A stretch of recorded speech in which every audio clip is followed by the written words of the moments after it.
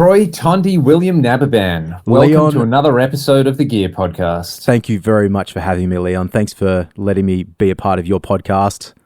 Well, it's your podcast as well, mate. So I'm just kidding, mate. It's good to be here. How you doing, mate? yeah, pretty good. Had a decent enough weekend. What about yourself, mate? You played a few gigs, had some fun times. Had a couple of gigs, double banger on Friday, which was nice. I don't do that many double bangers anymore. And then, I think I just had a bit of family time. That was pretty cool. It's kind of nice. What about I think you? I've got a double banger myself coming up this Friday. Do you? What is it? Regular Akui at the Hen, and then we're up near me at the Cornerstone. So The Cornerstone. plenty of times now. I haven't played up there for ages. Oh, nothing's changed.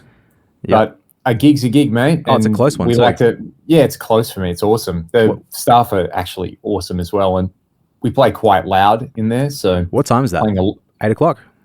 yeah, it's like an 8:30 kind of thing. So Yep. you have, a solid 40 minutes to get from one gig to the other. It's For anyone basically who's the familiar drive. with Perth, it's basically a 40-minute drive. So yeah, it's. I mean, we do our due diligence and set up the other gig earlier in the day, which it's kind of nice to just come in. And do you find sometimes when you're setting up for a gig, especially in a pub, and there's people everywhere and there's a lot of noise and there's like music on the PA, it's too loud to think sometimes. Yep. And you have to absolutely. think because you're like, okay, I need to find where to plug this thing in. And I find the excess noise really stifles my creative workflow. Do you know what has helped me so much with that? Noise cancelling earbuds, like my Apple AirPods in noise cancelling. go. I walk into the gig with them turned. Not always, but if I've been listening to a podcast or something, I'll just have them in as I'm walking into the gig, and it's just bliss. Like some of the really loud, just like you're saying, like the ambient noisy gigs, so easy. Yeah, and I often wonder with those kind of things, you go in and you play and you make more noise. Imagine being staff there where you're having to take people's orders and, you're working at the bar and there's just a band blasting through Summer of 69 as loud as possible. They're phoning it in. You're phoning it in. How is this good? Yep. It's not the one, Uncle Leon, but that's okay. Well, I'm glad you set up beforehand. That's nice. And then you'd go do the Hen. That's a fun gig. When are we playing there? We're playing there in a couple of weeks, eh? Couple of weeks, the last Friday, so not 31st? this Friday. 31st it'll be, yeah. So if that'll be a anyone's in fun one. Perth, 4 till 7, come down to the Hen, our Henley Brook, and see. Bit of an impromptu King's X tribute gig. We could probably play at least one King's X song. We'll play some Striper songs. Yeah.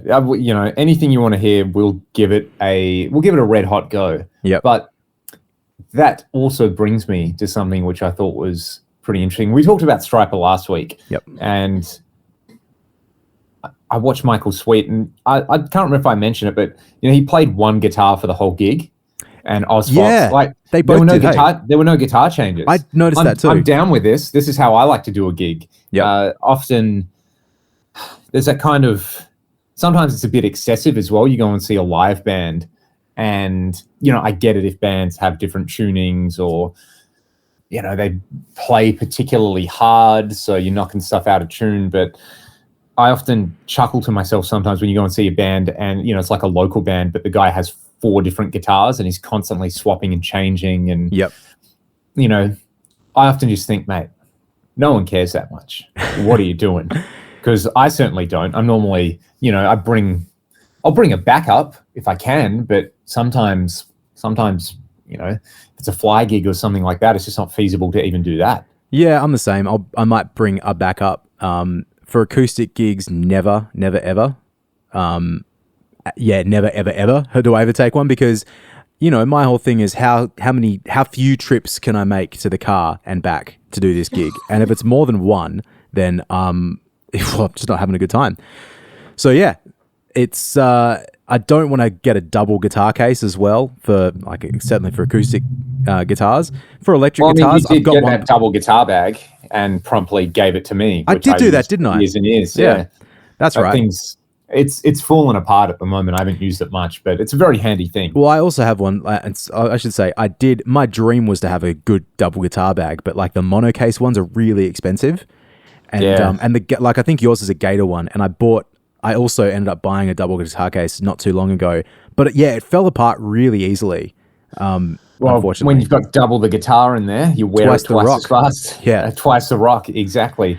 There was one thing I've been doing actually is I have that Harley Benton Dullahan, the headless. Oh, and yeah. because it's so small, it's really easy to just stick it in the car. So that's kind of become my backup for local stuff. And, it's guitar sounds really, really good. It's easy to play, but I feel like if I was in a position, at what level do you go from doing that where to having a rack with 9 guitars in it? You see Mark Tremonti's Rig Rundown. Yeah. It's got a lot of nice PRS guitars in there. Can I just say as well, I think like you leaving a guitar in the car as a backup, that's the sort of thing I would do as well, where it's like, I feel like professionals would hear that and go like, what's the point of like bringing a backup guitar if you're not going to take it out and tune it? But I'm like, mate, if you're doing 3 sets, just take a break, walk 5 minutes to your car and get the guitar out. As long as you've got a, you're not worried about loot getting stolen or something, you can hide it in the boot or something. That's exactly what I would do. It's why I have like a case of cables ready to go. I'm not going to bring it all into the gig and take that extra trip. It's too much work. It's why I always used to keep a spare pair of socks and undies in the car. Yep. You just never know, mate. Did you ever keep toilet paper in the car? Yep. Yeah, I never did that, but I know there's been times when it's been close. I think looking back, it's kind of when I had that old station wagon, in my early 20s, I basically lived in that thing. Yeah. I always had a spare set of clothes in there and a spare set of just utility stuff. There was I'm sure a lot of people listening to this have bought a Shure microphone at some case, and you get the little pencil case with it. Yep. But I always use that for my guitar accessories. A bit of polish, bit of a screwdriver, bit of a what else? Some clippers, just the things you might need in a pinch. And keeping one of those in the car at all times was another thing that I would do as well. And let's just say for a second, for those of you that don't know Leon as well as I know Leon, he says when I had my station wagon in my early 20s, as if he didn't just get rid of that station wagon a matter of months ago. So as how long? I didn't have that station wagon for 14 years or something exactly, like that. 14 years. It was a very sad day to see that go. It was, for what happened was we were actually down south for the Margaret River Guitar Festival and got up in the morning, went to get some coffee, and I'd parallel parked, and I refused to admit that I was in the wrong, as anybody in this kind of thing. But as I opened my door, someone hit it and like ripped it off the hinges. So that became a nice, expensive little trip. But I was like less concerned about my safety and more concerned that I think I had about 485,000 kilometers on the clock. I really wanted to get it to 500,000. Yep. And didn't. But having said that, someone locally bought the car off me, basically, and they were like, they're handy with cars. They were going to fix it up, and I have since seen that they fix it up well enough they drive their dogs down to the beach. Great. So the car's still going. It's it's still trucking away. The amount of stuff that we Road Warrior. Man, the amount of stuff we fit in that car is insane. Like, I take a lot of pride in how well I can pack a bunch of stuff into any sort of vehicle. But what we did with that car, like to get drum kit, bass rig, guitar rig, full PA, and 3 people, and sometimes luggage as well, to go play 4 hours, 5 hours, 6 hours away in the country. Like, it was an impressive feat, and that was happening like weekly. Yeah, for a while. I mean, it just became the band car. Yep. It just went and went and went, and it's still going. Those dogs that are getting driven to the beach, they're appreciating it. Yep. But that brings us to the topic of today's discussion, Troy. Man, I'm trying to derail this thing. What are you? I'm always looking for a segue, and well, in this case, can't fit much gear on a Segway, mate. Can't fit much gear on a Segway, but you can ride around Rottnest Island on one. Apparently, it's a good time. How many guitars and amps do you really need? I saw this posted on a forum recently. I saw a video during the week. Friend of the channel, John Cordy, put up a video about like how many amps do you really need, and I always enjoyed John's take on stuff. So I figured it might be a nice way to just talk about some stuff. I'm going to contextualize this and say, how many guitars and amps do you need for you? You run a studio and you do gigs regularly. Yep. How many guitars and amps do I need? Where I guess I kind of have, it's a glorified home studio, but I do demo stuff for YouTube a lot. Mm-hmm. I just like stuff as well. And how many guitars and amps does somebody who just wants to have a good time playing guitar at home in a pro or semi-pro capacity, just purely a hobbyist, how many guitars and amps do you need? Are you asking me the question right now? I'm asking you the question right now. Mate, there's only one answer. Just one more. Just one more. And thank you and good night. No, I mean, the thing is, need and want are two very different things. So let's just need and want is a bit of a spectrum as well. Yeah, you know? I think we should address this question in a actual serious way, and I think I want to do that. But in terms of like my hobby is guitar, right? So the honest answer is like, how many guitars do I need? It's however many I fucking feel like owning, provided it's not actually sending me broke, which is a possibility. You know, like right now, I can't afford to go buy a new guitar. I can't afford to go buy a new amp because I've got 2 children and a mortgage and bills and all these sort of things. So it would be highly irresponsible for me to go and just drop all that on a brand new guitar, brand new amp. Well, let's face it, you can, but you know, as I said, irresponsible. Those little miracles need to be fed. Exactly. But if you can afford it, if you feel like it, if that's the thing that brings you joy, then I think it really is however much you feel like it. It's better than spending your money on crack. Yeah, that would be one. That would be one way to ruin your family life. You know, guitar is a few degrees lower than that sort of thing. So I guess from that perspective, guitar is also my main hobby as well. So, you know, having a bunch of different guitars is a nice thing because it's a variety luxury. is the spice of life. It's an incredible luxury. You know, we were both lucky to have, be fathered into this hobby actually in a way, like directly from our dads having a bit of gear. Yeah. So that kicks off the, you know, in terms of you never needed to spend a cent on equipment if you think about it.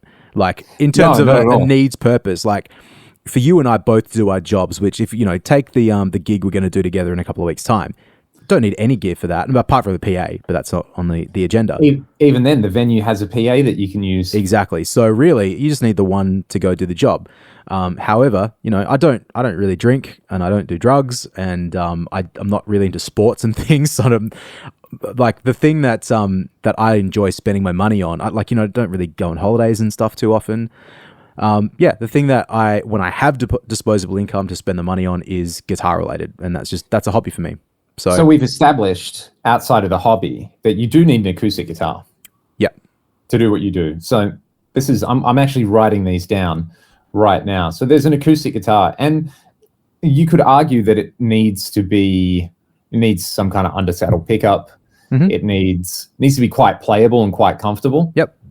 So you can't just you can't do the $99 nylon string thing. You've got to drop probably at least $1,000 on it. Look, to be honest, debatable. Let's say around... But yeah, go on.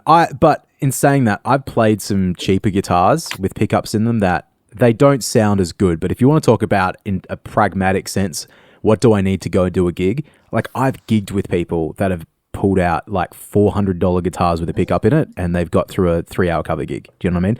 And it's been fine. It hasn't been good, but it's been fine. So in that professional capacity, I guess it means how many gigs are you willing to play to pay for the instrument? Exactly. How long does it take for it to pay for itself? And like, I mean, a month of, say, 4 gigs?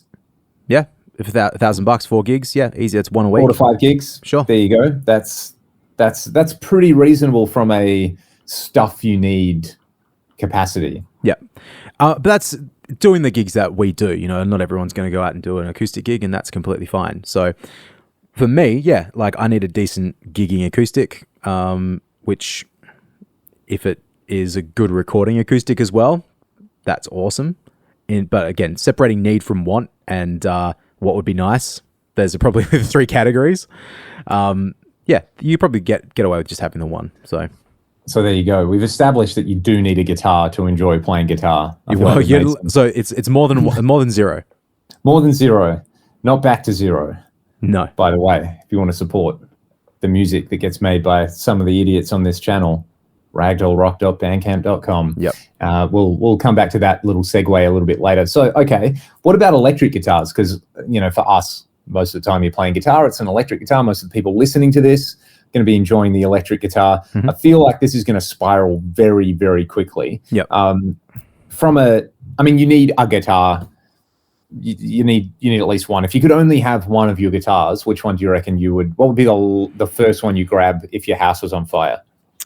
Well, that's a different question because that's sentimentality. So in terms of to do the job, in terms of like sentimentality, it would be my Guild Acoustic probably, because that was my old man's guitar. But I have okay, quickly, how many guitars do you have off the top of your head? Do you know? Have you counted them? It's more than 40. Yeah, I've got about 33, I think, from last count. So there's a lot of instruments there. In terms of cost, my Sir is the most expensive guitar that I own. So maybe you take that. In terms of like being able to do all of the gigs that I need to do, either my Strat or one of my Tellys is probably the honest answer, or maybe my Les Paul. So this is interesting.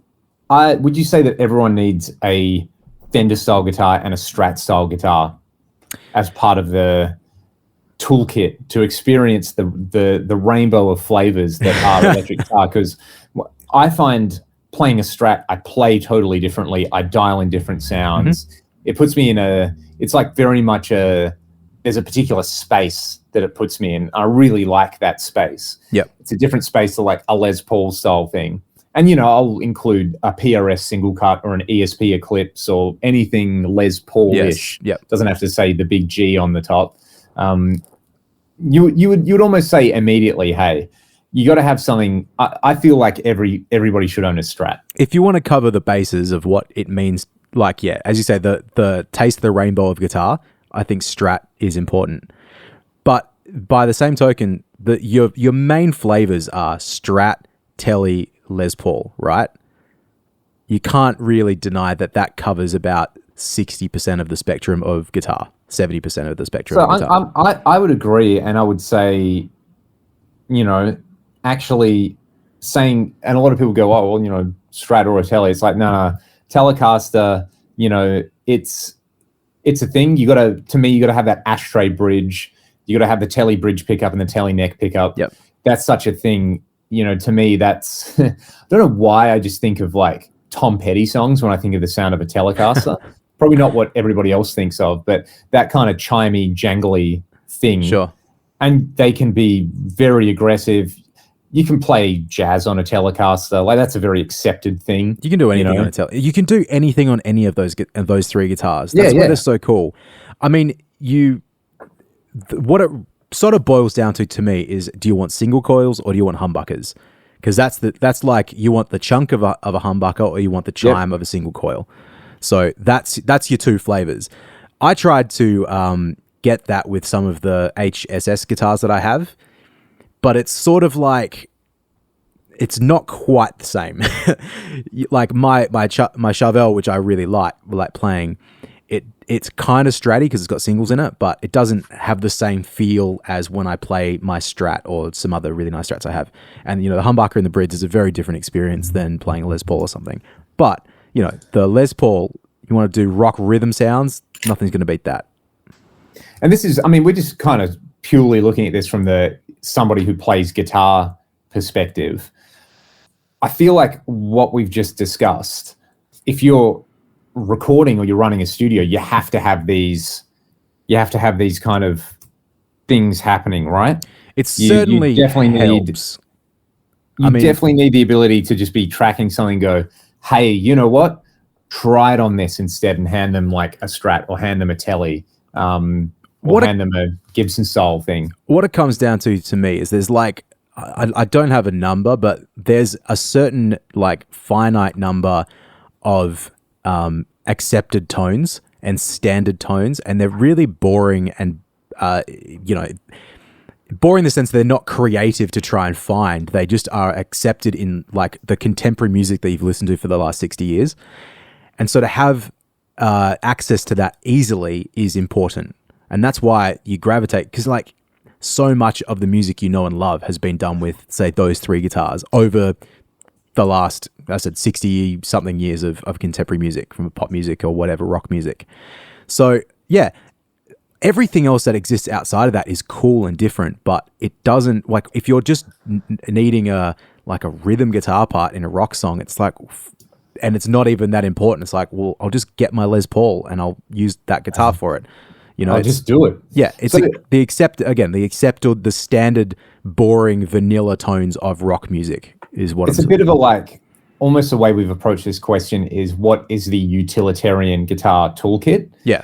I do feel like you need something fruity in there as well. Like, yeah, you know, just something weird, whether that's like an offset style guitar, like a Jazzmaster, whether it's a Gretsch, whether it's something with P90s, like a Les Paul Jr. Yep. I would say that minimal toolkit, whether it's a Floyd Rose equipped guitar, you know, like an Ibanez or a Jackson or something like that. I'm writing this down. I'm going to call it the fruity choice. There's something that's a little bit different.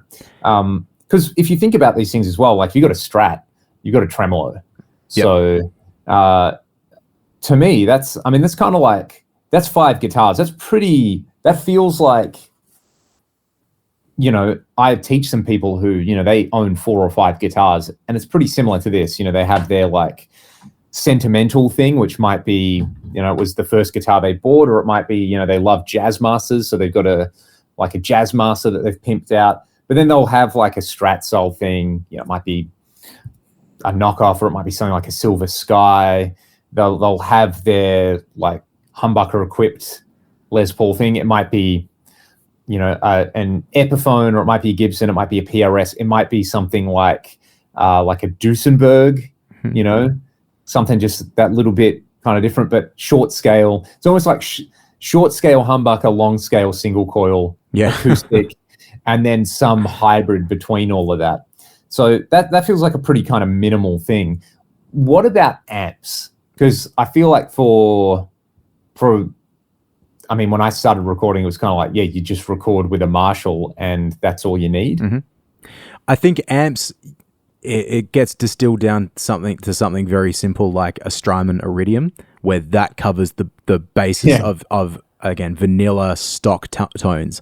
So you've got your Fender, you've got your Vox, you've got your Marshall. Like that covers your heavier sort of sounds with the distortion, your chimier cleans with the slightly broken up or slightly more broken up with the Vox and the Fender, depending on what it is that you like. You know, it's all good. It's just what's appropriate, what's necessary at the time for the thing that you're trying to do. That's why I think, like, when you see these pedals, like what's the Universal Audio things that are out now? Is it 2 varieties of Fender and 1 of Vox that they do? What do they do? Yeah, there's a Fender Tweed, there's a Fender Deluxe, and there's an AC30. Yeah, okay. So it's the same sort of deal. Like they don't have their Marshall thing in there, like presumably yet, but I'm sure it will come. But that's your flavor of tones, really. It's not that much more complicated. You look at like a Fender Deluxe, it does cover so much ground outside of your high gain, world, right? You can use it with your Strymon reverbs and stuff and run shit in stereo. You can use it for your like slightly driven, more crunchier tones. It's like wicked sound. You can just use it for anything. I feel like having 2 amps at a minimum, if you want to record, or even if you just want to like have a point of difference, is probably. You could definitely do 1 amp, but I feel like having 2 amps that are different, sort of like, you know, Fender, Vox, Marshall, choose any 2. Yeah, that feels like a pretty good cover all the bases kind of thing. Because if you're recording them, you can blend them and get different things. I think the difference now is like obviously talk about it all the time, and you know this, but I've got a lot of amps, and I've got some really cool high gain amps, and I'm just not a pedal person. I'm not really that interested in buying the latest JHS like clone pedal, even though that's cool and I love that guy's YouTube channel. Yeah. But it's not a thing that I've ever really resonated with. Is like a Rat distortion pedal or a Big Muff or something like that. But I'll say, like, you know, JHS or a lot of these other pedal companies, like you can get your amp in a box style pedals that work in front of a Fender amp or work in front of a Vox and do sound really good these days. So there's like other ways of getting those flavors that isn't just having like a stack of amps. It's not, I think like my approach to using those pedals is like, okay, not my approach. I don't really understand how they are supposed to work in terms of gain structure and everything. So I always feel a bit like, am I doing this right? Because you've got like, you know, the tone stack of the pedal and then the tone stack of the amp, and like trying to match things up. It feels like a bit of a potential minefield conceptually for me.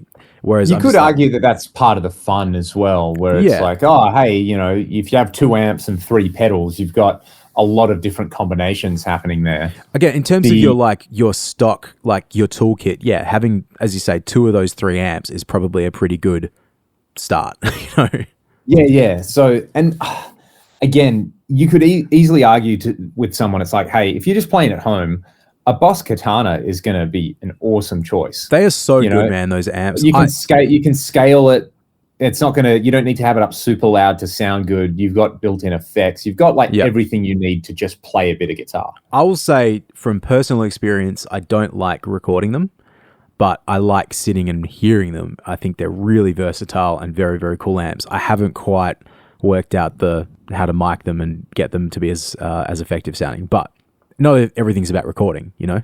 You could gig with one of those amps easily. A side question to that maybe that we'll get to is, if you're running a studio, you know, it's a different question to how many amps do you need. But if you're running a studio and you don't have any guitar amps and people are coming in to record, are they even going to take you seriously? Like if you're just like, oh, we just do everything through a Helix or an Axe-Fx, does that feel... I don't know. Does that feel right? I think there's plenty of places around that don't have like robust collections of instruments. And I mean, an amp is an instrument. It's in that same category, right? Yeah, right. A studio itself will have a decent microphone collection. And to be honest, in terms of like gear for gear's sake, like you just need a decent mic collection. You don't need a bunch of excessive outboard preamps and compressors and stuff. You know, decent mics, decent monitors, decent computer to run your Pro Tool or your DAW, whatever it is that you're working on. That's your kind of your minimum. I think a lot of recording people are musicians in some situations, so that's maybe guitar players or drummers. And I think just along the way you end up collecting stuff that's where it starts. But like I think of studios that I've worked in the past, they haven't all had a particularly robust collection of guitars and amps, but from that approach, you really have to just make sure that whoever you're working with has that stuff to begin with, which sometimes it actually isn't a problem. If you've got a person coming in who has a sound that has been refined over a really long period of time, like okay, take your Ty Tabors, right? Okay. Excellent example. Yeah. He had a sound. He and Doug worked out how to work together with their particular equipment. And if you go into this, you know, obviously it would be great. I'm talking old school King's X, not talking new school King's X. But it's about trying to capture that thing with that Strat and that Lab Series amp and da-da-da. So, yeah, you don't really need to have a million things to get that done. You just need to be able to capture it in the best way. That's what I'd say. Having a decent microphone collection to capture that is one thing. This is, from a recording perspective, that's where you cross the line of, are you crafting something or are you trying to capture something? It can be a very different approach. I think I'm usually trying to... Very good point. Yeah, I'm usually trying to craft something, to be honest, which...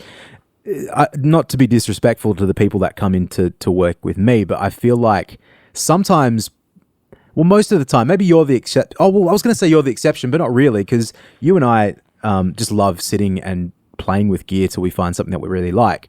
And I think that's the case with a lot of people. It's just, if you are playing in like a rock band and you just like rock distortion, there's just so many different ways of getting that. And most people are kind of cool about, well, let's try this pedal, let's try that amp, let's try that guitar. It just becomes a bit of a journey to get to an endpoint, and it's fun and it's part of the process. In terms of like having a studio that just had, say, a Helix in it or a Fractal or whatever, it's a funny proposition because you can get anything you want, but because it's almost so easy, it takes some of the fun out of it. From a again, like pragmatic sense, like, yeah, you've got everything, so why do you need any other gear when you have that piece of equipment? Well, it's like, you're not going to go on the tone journey to when you've got it. And yeah, people are coming and giving you money. They kind of they should want to experiment and try and find something unique. Not There's just there's a little bit of Disneyland about it, where it's, you suspend belief, yeah, or you suspend your adherence to pragmatism, so that you can maybe create something that's, once in a lifetime. Yeah. It's just like, oh, we had this bunch of stuff set up, we captured it. Well, first we crafted the sound, then we captured it, and that ended up influencing the direction the recording took. Otherwise, you end up in that zone where you never finish anything, because you're like, oh, I could have this sound, or I could have this, or I could do that. Yeah. Option paralysis. So yeah, it's there's probably, for running a studio to just being a guitar player at home, there's definitely that difference there. I teach a bunch of people who just have a Boss Katana and they love it. Yep. They love it for the fact they don't have to think about anything else, because playing guitar for them is not their job. And that's the point. They just come and sit down. They want to just crank up some gain and delay and have a good time. By the same token, I think, having a Fractal or having a Helix, if you don't have the space or you don't have the budget to have a bunch of nice amps, it's pretty much actually the best solution at the moment. Because absolutely.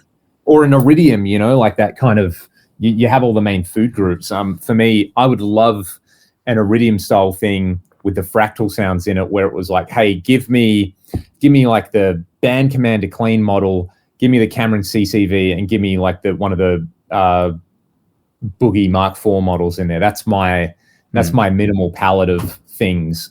I often think as well with guitar amps as an instrument and sounds, there's certain sort of like frequency zones that some amps hit that others don't. Like Marshalls have that upper mid-range sizzle and the bark. Yep. You can't whether it's whether it's parts of the circuit, or whether it's like, you always see like things like the cathode follower be talked about in a Marshall, as like that's part of that sound. Whereas a Boogie like literally doesn't have that component in there, so you can't. I mean, this is the thing to just like bring up the pet. I'm really digging deep now, but to me, there's or like negative feedback being in the circuit or not is another thing. There's these kind of critical elements. I was going to say, like, that sort of brings up, like, to go back to pedals and to be like amp in the box pedals. And admittedly, I haven't tried a bunch of them, so I'll just kind of say, I won't say anything too positive or negative, but like, I don't understand how, when you're talking about negative feedback and the cathode followers and all this sort of stuff, like, it's so integral to the sound. How do you possibly go about capturing that in a pedal that is supposed to work with like infinite amount of amps as well? It's like, that to me, it feels like more of a caricature of an amp than it is a representation. And that's sort of say it's not useful in certain contexts, but it's like, I can't get my head around how it's supposed to work, how it's supposed to integrate fully. So, yeah, it's kind of like that. It gets rolled out anytime anyone talks about rectifiers. They're like, well, they just copied the Soldano circuit. It's like the preamp they did, but the power section is totally different. Like, have you heard of Soldano when I said recto?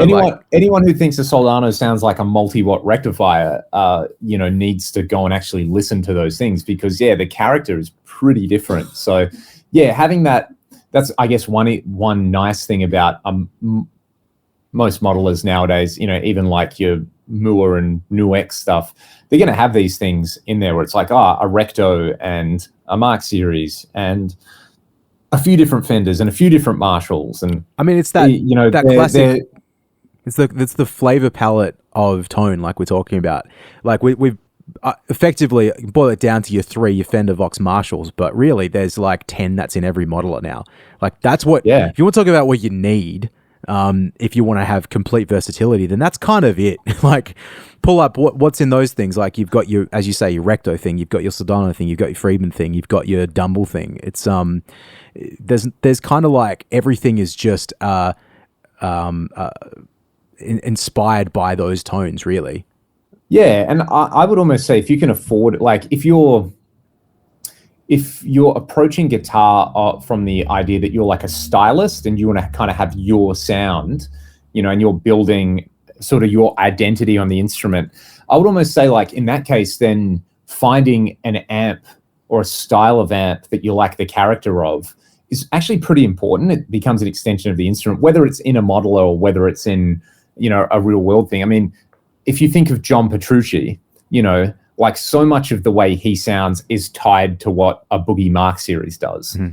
It's really, really, really integral. Some of my favorite Dream Theater sounds are on Train of Thought, where he was using a recto, but most of the time it's like, it's a Mark series thing. He's like, it's so, the two are so bonded there. Or if I think of someone like Doug Aldrich or someone like that, like his sound relies, it's that interaction between the way he plays and also like a modded Marshall that has that like Jose style stickiness to it. Or if you think of, all the music that's been made with like Vox amplifiers with a bunch of like pedals in front of them, or the Fender Deluxe as a utility thing, or even a Fender Hot Rod plus pedals is like, it's got a bit of an identity about it. Yeah. It'd almost be like, hey, find that thing where you feel like it's you, but then have a modeler or have a Tone X software thing or something like that, where you can have those other options. I feel like flexibility. That style of player, I know less of them, and I've worked with less of them, and it's not to say they don't exist in this town, certainly not. But those people are. There's way more just let's buy lots of shit and try it out. Exactly. And it's kind of a shame. It's like there is something to really be said about working within parameters. That's important. Like you're talking about guitars. What's his name? Country guy, Brent Mason. Like he's got that one telly with the 3 pickups in it, which I think is predominantly what he's used for his entire career. No, I mean he's got a few other things as I understand, but like that and a couple of amps. You can be that person that understands your instrument so well and the few amps that you have and make anything happen. Or Brian May, far out. Like there's another great example of guy with one guitar and a treble booster and a Vox, and being able to really understand how to make it work for you and to have your own sort of sound. Like that is kind of cool. Like not kind of cool, it's very cool. You and I, and maybe it's just the secondhand market and and the fact that there's so much stuff being released every year. I mean, we talked about the Mark 7 last week. There's just so Troy, much... at the end of the day, I guess I want it all. Yeah. But yeah, man, like I don't know. I think like if we were to have been talking about this like 40 years ago, maybe it was a different story. And the fact that you really just have to work with your like, here's my Marshall and I need more gain on it. So how do I do that? And here's my Van Halen album, of which I don't have a tab book for, so I have to listen to how to play all the songs. It's just the level of creativity is, I guess, different. Maybe creativity is the wrong thing to talk about in this situation, but yeah, it's just different. These days, like with your current setup in the Fractals, like how often, like you've got a tone that you gig with. Does that change very often, or is not really? I kind of found that it's like, even when we did the first Ragdoll recording we did together, which was Here Today. I was gigging a Marshall DSL at the time, and a lot of those tracks were DSL, but we kind of went to town. There's like, it ended up being very layered. There's like the orange Tiny Terror on there. There's the Vox. There's a bit of Soldano. The next one was like, we used that Jet City amp a lot. It wasn't, the sounds we were crafting for the songs and the recording weren't necessarily the sound I was using live to play those songs. Yep. And then, I kind of back to zero was like, maybe for both of us, like, oh, rectos are a thing. And when you tune down and boost them, you get this very particular kind of sound. So it was like recto +1. And I mean, I did for a while gig. I was like using the recto and a DSL and 2 cabs. And, that didn't last very long. That was a lot of gear to be hauling around. It sounded cool. There were definitely a few gigs where I was like, wow, this is amazing on stage. But then I just kind of went, well, I'll just get an Axe FX and I'll have everything in one box. And I think when I had an Axe Ultra, I just used like the recto model. And then when I got an AX8, I used the recto for a bit. I think I did for a while, it was like the Atomica. So like dialed in to sound like a DSL. And then it's sort of like I stumbled across the Mark series thing, which I don't know, gave me the best of like both worlds. It was like lots of gain, lots of definition, but you know, and we haven't even talked about speakers here, but it's like, you know, once you filter everything through kind of the same speaker cab or IR, that's taking care of a lot of the extra character on there. So, so you basically found like what it is that it is to you, and that's pretty much now what you've been using for the last little while, or because basically, like obviously you're doing so many videos every week with the Fractal and with other bits of gear. It's like surely you're learning stuff and you're trying stuff out, but it's kind of nice to also know like, yeah, you can do that with this gear, but if you find something you like, you stick with it. Like it's nice to just plug in at a gig, you know, and then just plug it in and do it and not think about it, or actually there's something to be said about, I know it's going to sound fine. I know I just have to play the songs now and I'll be good. Yep. I was going to say, like, I find with the digital stuff that I use, I mentioned the other week, but like my AX8, I had a Friedman patch that I dialed in as like the second tone that I made, and I gigged with that exclusively for like 2 years, and there was no clean on that as well. It was just like a patch that was dirty, and I rolled the volume back when I wanted it to be clean, and I had, I think, a solo boost with delay on it for when I needed to do a solo, obviously, and that was pretty much it. And then 4 years ago, I dialed in an 800 patch that I really liked the sound of, and then that was what I used on that, and it hasn't changed very much. And then it's like every time I went to try a different amp, it didn't really give me the thing that I wanted. And which is kind of funny. It's like I'd go back to the other sound. It's like, well, here it is. Like this is me. This is what like I like. And the funny thing is, like with my HX Stomp, I feel like I tweak that a lot more for various reasons. I feel like there's just this, you know, there's this 3K thing or 5K thing or 4K thing in 3K, I think it is, in almost every modeler. It actually exists outside of modeling as well, and I don't know exactly what causes it, but it's like the bane of my existence. Maybe I've got some tinnitus as well around that area that just resonates whenever I hear it, but I don't know if that's how that works. Extra spicy ears. Yeah, but like I find like I tweak that stuff maybe a little bit more, but I still end up just kind of coming back to the same place every time. It's funny where with amps I get a lot more like my Rector, my Splawn, like I probably, especially in the last few weeks, I'll fire them up, spend like 20 minutes. I'm going to try this now. And it's a bit more fun. It's a bit more interactive. And I'm just exploring. I guess that's the parameters I'm working within, is like, I've got the bass, treble, EQ and gain on an amp. And I want to work out what's actually possible with this, instead of being like, I don't like the sound of this, I'm going to go to a different patch on a digital thing. It's funny. Like I'm way more willing to tweak the amps more than I am the digital stuff, like, I guess is what I'm saying. Yeah. It's interesting, even though one is inherently more tweakable. Yeah. I find for me as well, it's, you know, having the kind of context of a band with like, here's the songs, here's the sounds you need. Yep.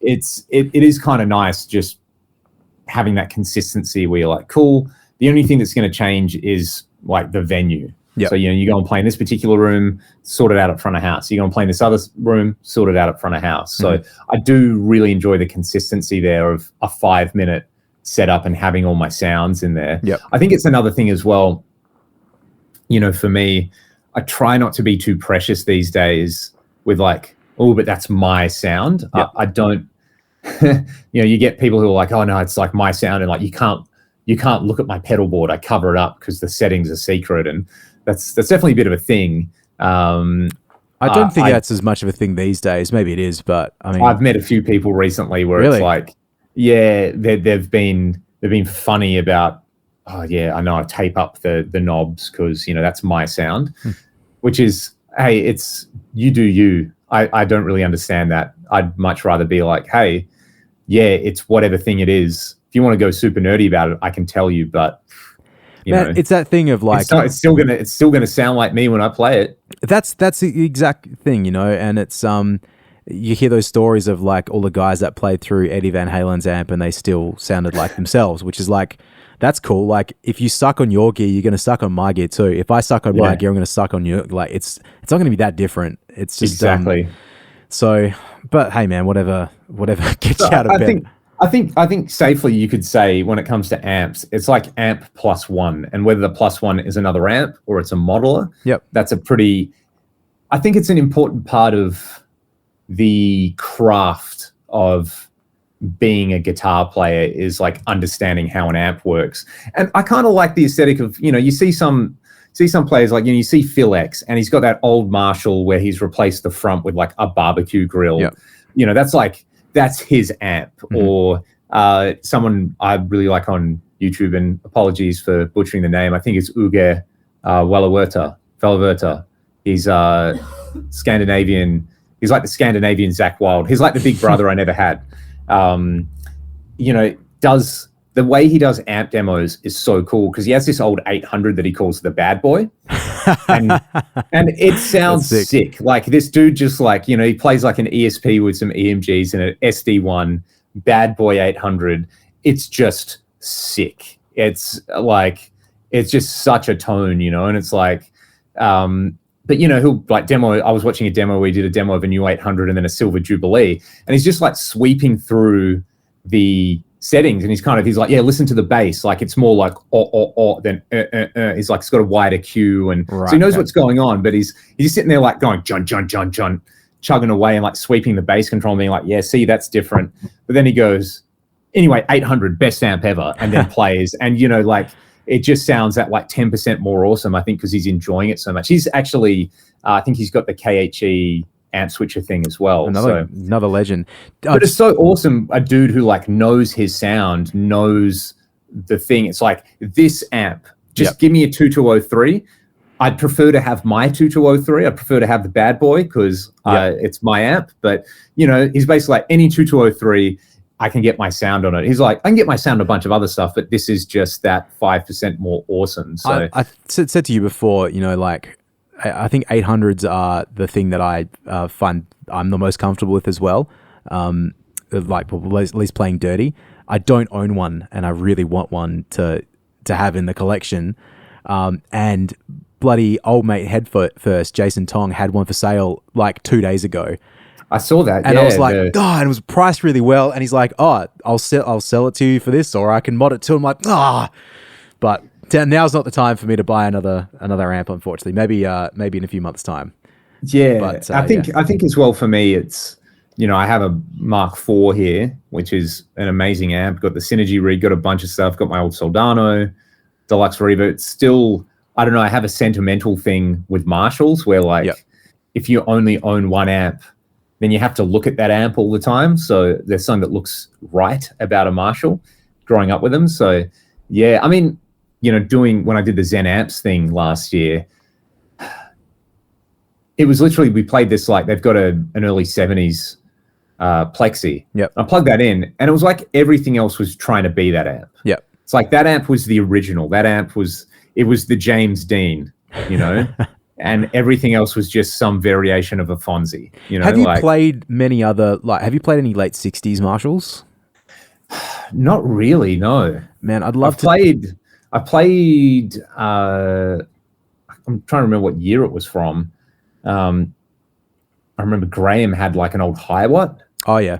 That he'd rebuilt, and that was stunning. Like, that was the loudest amp I've ever played. It was ridiculous. But yeah, never like the late 60s Marshall thing. I think this one was like a 71. Yep. So angry sounding, just so much gain. Yeah. Like, you don't think of Plexis as being like a high gain thing, but there was so much gain, man. It was just like, it just had it. Yeah. Well, man, I love my JMP. I think it's a really great sound, but I just would love to try a proper Plexi and see how I go with it. Like, I would like to try the Sir 68. Was it SL68? I think that'd be a cool thing to hear, They're so good. Simon Hosford, who did the Ingve thing at the guitar show, was playing one, and yeah, that thing sounded ridiculous. Yeah. But so yeah, in terms of, I'm just trying to looking at my my amps right now in terms of to answer the question of what's my you asked what my guitar would be if the house is burning down, which one am I going to grab, which amp am I going to get? I actually don't know, because they all serve such different purposes. It's I don't know if I would say the Marshall, to be honest. Do you know what I'd actually say? which is crazy of all the amps, but I think my Stiletto is one of my most versatile amps. My Mesa Boogie Yeah, Stiletto. very underrated boogie. The amount of times that I've had a recording session and I've gone through, half a dozen amps or something to show the guitar player what we could try. And it's like I switched to the Stiletto and it's the one that everyone likes. And I like it as well. And it's martially, but it's got it's like a slightly different gain character to it. The clean on it's pretty good. Because like the DSL is a really cool amp too. We've used that a lot. And I've got a 50 watt downstairs at the moment. But yeah, I think the Stiletto to me is maybe a little bit more my speed. I think it's and I don't want to cop out and say the Synergy stuff because that's a bit sort of can do anything with that. But my AC30 head's really cool, but I'd probably go the Stiletto. I can do a lot with that. That's cool. Yeah, I'd probably it'd be a toss up between like the Mark IV and a DSL. I find mate. How do you find the cleans on your Recto? Did you use it much? They're okay. Yeah, they're definitely better than like I haven't spent a lot of time dialing it in. And this is the thing, right? The other thing is like speaker choice is super important. So if you were going to have, here's a question: many guitars, one amp, one guitar, many amps. Or say two guitar, many amp. Many guitars, one amp. Yeah, right. I think. Interesting. Yeah. I think I could, if I had the option of, okay, those three, the Strat Tele Les Paul plus like a Silvertone and a Duesenberg and all these sort of things, I think that would be more, I could take those plus my Stiletto rather than being like, all right, here's my Tele through a Mesa Boogie dual rectifier and I think that would be the way to go for me. Interesting. I think if I owned a Mark series, I think I might, and I spent more time on it. I think the versatility of that covers so much ground that it probably would be up there as being like the one amp to choose. But yeah, exactly. For me, the moment the Stiletto, I think that covers a lot of bases. I think I do really like EL34s. Oh yeah, big time, big time. So that's interesting. Yeah, it's almost like I've got the guitars like an acoustic Strat Tele Les Paul style and something just out of the box. So if you had a stable of 5 guitars and again amp plus one, whether it's a modeler or whether it's another amp, that's pretty. Yep. That's a pretty comprehensive, for something so-called minimal. It's certainly achievable for most people living in the developed world, so to speak. Look, if that's an appropriate term. It's doable if you firstly aren't worried about buying new gear. Like that's the only reason I've got stuff is because like very rarely do I spend a cent on anything from the shops. Because the secondhand market is so like at least over here in Perth, you can get anything for like a decent price, amps and guitars and the whole thing. And if you wait long enough, and you can get some really, really good deals. So yeah, it's achievable. And as long as you also don't be like, I'm going to go buy like 5 guitars right now at Sweetwater or look up Gumtree or whatever it is, like Facebook, and just go buy them. Like all this stuff takes time to collect. I'd never thought when I was like 16, 17, I never thought I would have this much stuff. Even in 2010, like actually, do you know what it was? When you and I started hanging out again around like 2010, do you remember when I built my Warmoth Strat? I certainly do. And I think I messaged you about it because I was keen to put a guitar together, which it's a Strat with a reverse headstock. It's a Swamp Ash body with a Koa top on it because I wanted It's Reb Nuno, isn't it? Yeah, it is. A reverse 70s style headstock. So it's a bit of Nuno on there, bit of Yngwie with the 70s style headstock.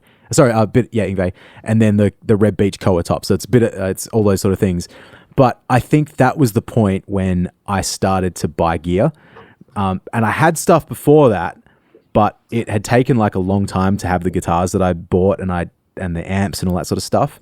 And then all of a sudden it was like, oh, well, here's another Ibanez 550. Why didn't I buy that guitar? That's like only a few $100s. And here's a fucking like a P bass, a Squire P bass. Well, I'm playing a bit of bass now. That might be useful to own in case I need to do a gig with it. It was just like I just started buying stuff and flipped some of the stuff, like the cheaper stuff, but I've still got lots of it.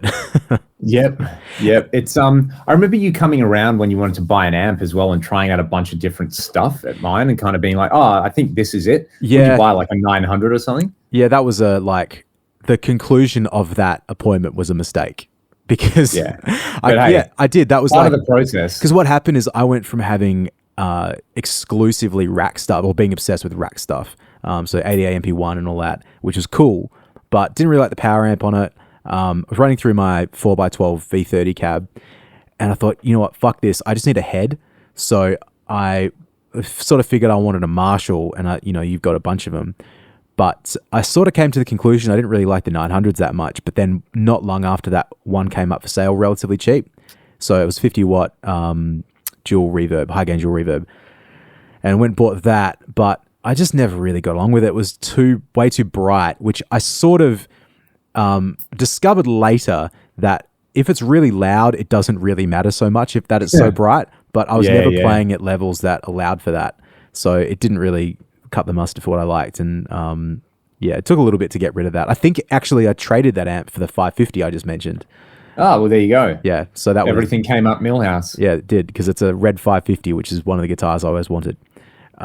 Actually, just quickly on that, I was playing my 570 last week because some of the gear I have is because I was obsessed with pointy guitars and specifically Ibanez guitars when I was really into Paul Gilbert, and that's all I listened to. But man, boy, playing the 570 now, I can't do it. Like it's too thin. It's way too thin. Like I need more. Too slender. Yeah, need more beef. And like I just don't really play that much. Like I've got to do solos and stuff when I gig, but I just don't really like playing them that much. I like playing rhythm guitar, and yeah, those necks don't do it for me. I find it really, really tough. It's one of those things where I'll never sell some of these guitars because they have a lot of sentimental value, and I still think they look so cool. I think a 550 is the perfect looking Super Strat. Oh yeah, 100%. And particularly the maple fretboards with a 550, like that is something real special. But yeah, unfortunately, I'm not really that keen on gigging them anymore. Yeah, I remember buying that Hamer Chaparral that I had, and then I gigged it, and I hated playing it. It was very uncomfortable to play live. Like, I can't gig a Super Strat. I think I came to the conclusion it's not for me. A Strat, totally cool. A Les Paul style guitar, totally cool. Something about like a Super Strat just doesn't work for me. Well, my Charvel, like when I first got that, because the gigs I do, most of the gigs I do are in D standard. So I mean, the guitar was probably set up for like 9 to 42 in standard tuning. It's like, great, I'm going to tune it down to D. I'll put 11 to 49 on there. That'll help out a little bit, but it really needed a setup. And I played a couple of gigs with it. It just felt really strange. And those, I don't know if you felt it actually, but the neck on them, it's like, it feels quite square. There's a blockiness about it. Yeah, and before it was set up, it really felt weird to play. It was like one of the weirdest guitars I've ever played. And then once I was like so close, like seconds away from putting it up for sale because I couldn't stand it. And I thought, I'll just quickly try tweaking this truss rod. I did that like an eighth of a turn, and all of a sudden I was like, this is like way better. The strings came back on to where they should be, like lowered a little bit. Played the guitar, it sounded wicked, gave it to Tim at MT, he sorted it out, and now it's like my main gigging guitar. So I remember having that moment, taking a guitar to Kalgoorlie to do a gig, and on like the first night, putting new strings on it, and the setup sucked, and I was like, oh crap, what have I done? Yeah. And I was like, tweak the truss rod, gave it like, an eighth of a turn, and it just went from unplayable to awesome. So yeah. Well, my gig truss rod kids. Yeah. Well, and some of these guitars, like the Charvel's got the heel truss rod thing. You just need to get a screwdriver and like twist it. It's really easy.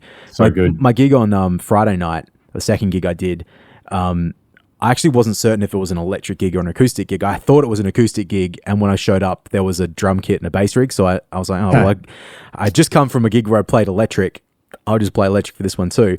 Thankfully, because my pedal board is set up for 4-cable method, for duo gigs, for direct, for all this sort of stuff, like with the HX Stomp, You did your due diligence, mate. I did. I had thankfully some sounds that covered a few bases, even though I sort of discovered as the gig went on that the patches weren't quite leveled out very well, but it was fine. But this band plays in standard tuning instead of in D. Right. So I had to tune the guitar up to standard tuning with 11s on it, which I don't hate that, but I wasn't really prepared for it. Yeah. And it was a bit tough. It was, some of the lead stuff as I started doing it, I was like, man, I haven't worked up to this. Just the slinkiness I think was missing a little bit for me, but it was still fun. You're not match fit. It's very, very interesting. I mean, I think guitar players, that maximal attitude is very much encouraged by forums and social media and that kind of stuff. But, at the end of the day, it's like being a minimalist doesn't mean having nothing. Yeah. It means having just enough to do what you need to do. So I think knowing what you need to do maybe is a more important question to be asking yourself. And from there, you can figure out, if you actually have too much stuff. I feel like every 6 months I have a bit of a cull where I just, I'll sell pedals and, even if it's guitars or stuff like that, it's just like, okay, this hasn't been played for 3 years. This has to go.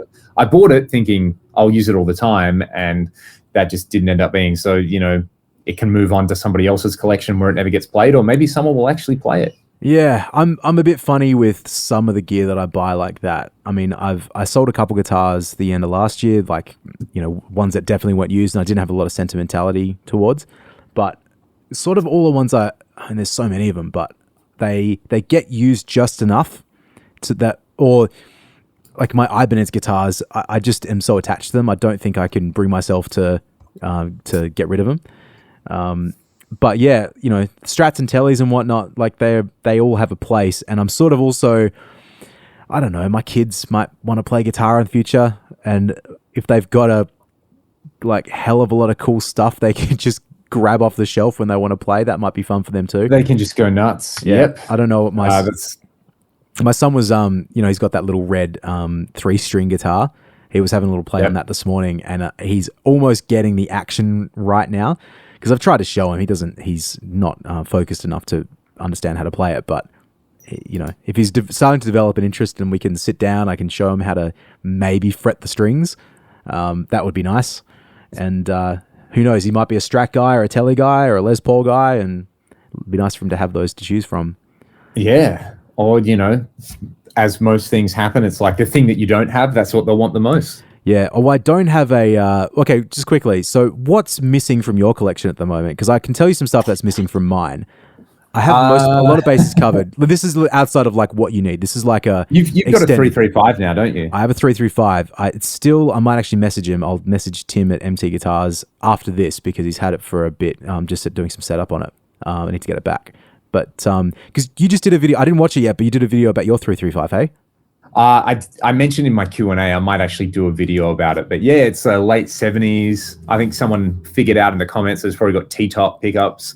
It's got the weird little coil tap on it. It was my dad's guitar, and we did a lot of tracking with it. It's such a good guitar, man. It's like, I've played, sorry to cut you off, but I've played like 370s, 335s. They all look the same, and they've all been the best guitars. I love them. They're so comfortable. And because I'm big too, like I'm 6'1", I feel comfortable on like a bigger bodied guitar like that. Yeah. It doesn't look like a ukulele on us. Yeah. So that's I mean, it's awesome that you got a 335. Yeah, I've got one. Mine's 94, I think.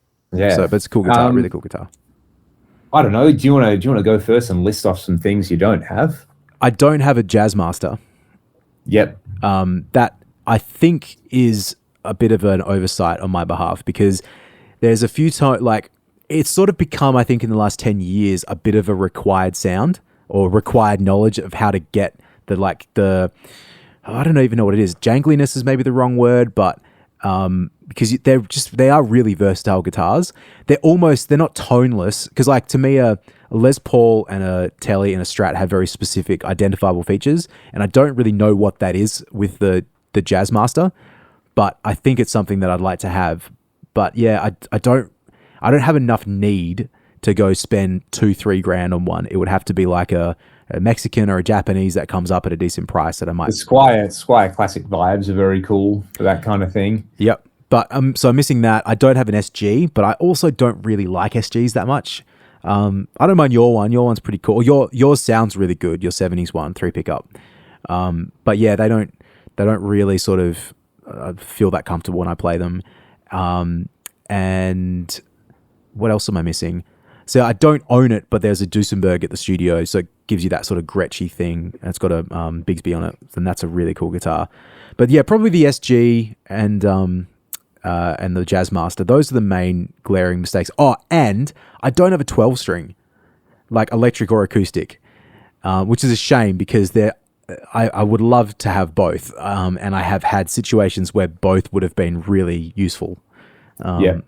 But it's just on the list. Because the thing is, like, I don't like guitars that I want to have for the studio.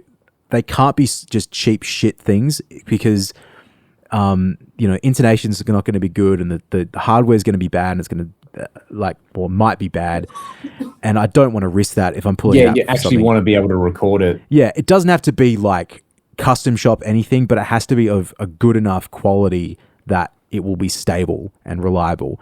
And that's where the thing is. If I just want to have a shitload of like Squire guitars or whatever, they may work for 3 minutes and then fall apart in my hands. Maybe they'll be fine, and I'm exaggerating, but I try not to buy really cheap, shitty guitars.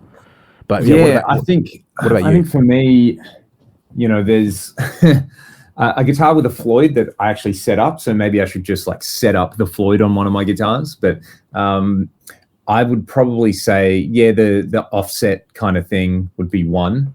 Another that came to mind would be, I'd love a DGT, but that's definitely a want, not a need, just to kind of round out the PRS collection. One thing, I mean, I got that Harley Benton Bass 6.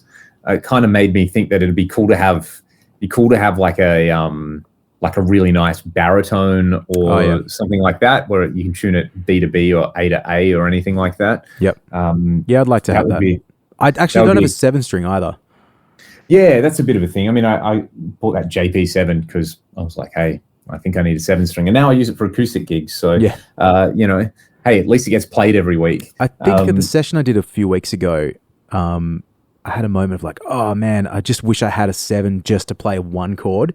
Yeah. But that's what it is for me, because I don't really need to play 7s or 8s or anything for other music. So it's like, it's just that one chord or 2 chords just to give like a little emphasis in the final chorus or a bridge or something. And I'm like, for the hundreds, if not thousands of dollars it would cost to buy something just for that task, I just don't want to do it. But just for that one chord once every 2 years. Like I've cheated by just tuning the low string or 2 strings down a bunch, and you can get away with that. And, but like that Phil X Guitar Hacks thing he did during the pandemic. Oh yeah. Like, you want a bouzouki sound? Move the string into the other nut place. That was one of the most creative things I've ever heard. Like, I never would have occurred to me to do that, and it sounds so cool. Really, I don't need any stuff. I just need the excuse to come up with dumb things like that. Or, I remember doing something with a what was it? I wanted to like play this. I was trying to play. I was watching a video on like guitars with microtonal frets. Oh yeah. So I was like, what I could do is I could just tune one string to a quarter tone and then use a capo on just that one string, and it kind of worked, which was fun. You get some different sounds in there. So yeah, and then other instruments becomes a whole other thing, and it'd be great to go full tea party and have a suite of instruments from the Middle East or North Africa or something like that. But then it's just the issue begins again. So, well, mate, I've got a great mandolin that was sold to me a couple of years ago. Yeah, upsold by a certain member of my family. Yeah, let me tell this story really quick because it is quite funny. Because we were recording, was it Back to Zero?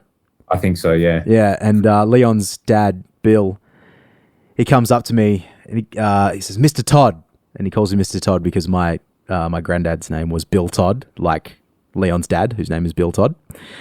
He calls me Mr. Todd. He says, "Mr. Todd, I've got this mandolin. It came in, it wasn't working, and it was all broken and all this sort of stuff, and I fixed it up.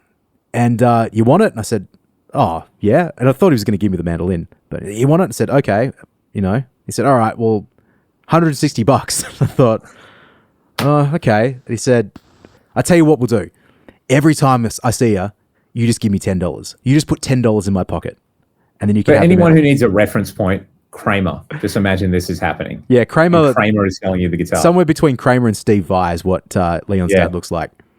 And so that's what I did. I gave him $10 for like the subsequent 16 times I went up to the house and got this mandolin, which is fucked. Like, let's be honest, it doesn't work. You can't really play it. It's like, I don't know what he fixed on it, but he certainly didn't make it any better than what it probably came to him as. And it sits in the case. And do you know what's really annoying? It's really hard to store that case. I don't have anywhere to put it. So, you know what you need to do is just take it in for a warranty repair, mate. You know what he did? He gave me the old Netflix Disney Plus treatment, like just $10, just $10 when I see it. You've got a mandolin subscription. Yeah, I think it's made it on one recording one time, for probably like a single note line or something like that, because I was able to keep it in tune for that long. But yeah, he got me. He really got me. Hilarious. And maybe on that note, we will leave it at this discussion. We'd love to hear from all of our listeners. We have an Instagram page now where they can come and follow us and submit questions either in the comments or via DM. You can find us on the Gear. It's called The Gear Podcast, like the name of the show, and you'll see the thumbnail from the podcast on the Instagram page. So yeah, come and say hello and I set it up literally as I was jumping on for this this call. So yeah, we need some followers. Oh, actually, should I check it live? We'll see if anyone else has discovered the page. Let's see how many followers we've got over the last hour and a bit. Doesn't look like there's very many, but that's okay. That's okay. It starts with one thing. I don't know why. Doesn't even matter how hard I try. All the Linkin Park fans can finish that one off. I'm Leon. You're Troy. We'll see you for the next episode next week. Take it easy. Peace.